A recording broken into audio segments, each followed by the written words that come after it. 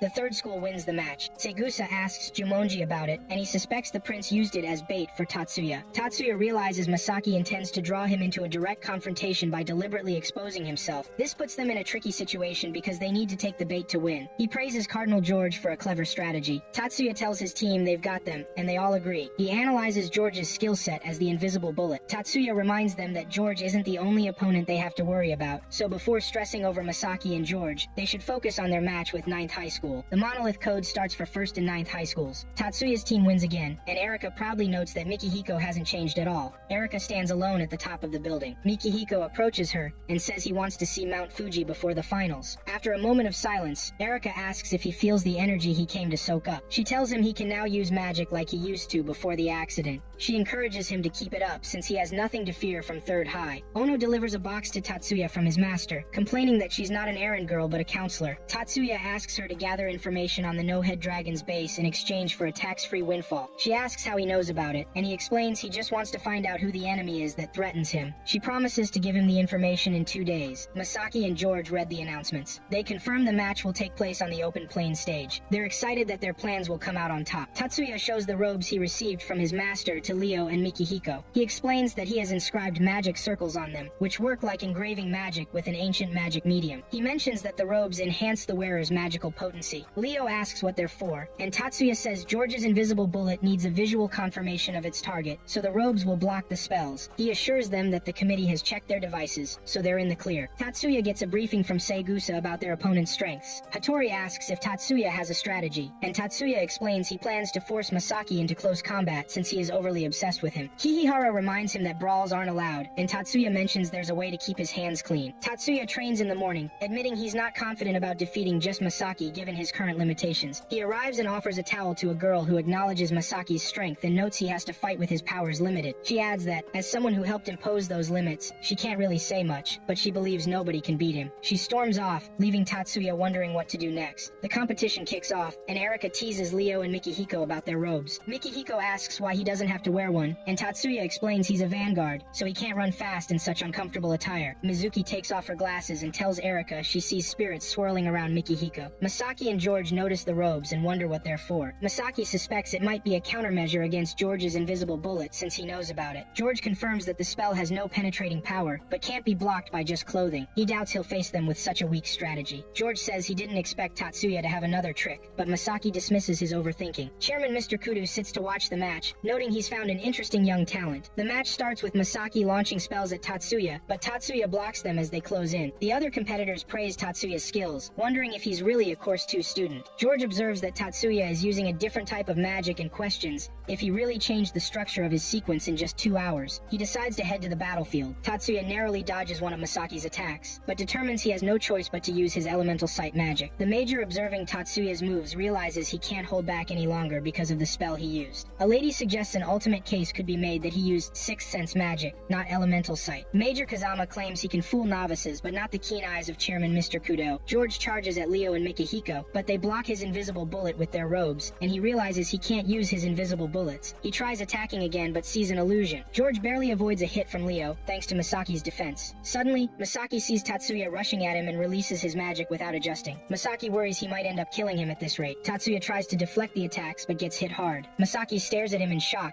questioning what he just did since the force he used broke the rules. Tatsuya activates the self-restoration sequence on himself, finishes loading it, and heals his injuries. He snaps his fingers beside Masaki Masaki's ears, causing the whole field to vibrate, knocking Masaki down unconscious. Seigusa is confused about what she just witnessed, and Jumonji explains that Tatsuya must have snapped his ears to amplify the sound. Ichihara agrees, suggesting that Tatsuya likely incapacitated Masaki by damaging his ears and rupturing his eardrums with the high decibel sound wave. Seigusa clarifies that's not what she's referring to. She's concerned about Tatsuya being seriously hurt by Masaki's illegal excessive attack and wonders how he could fight again.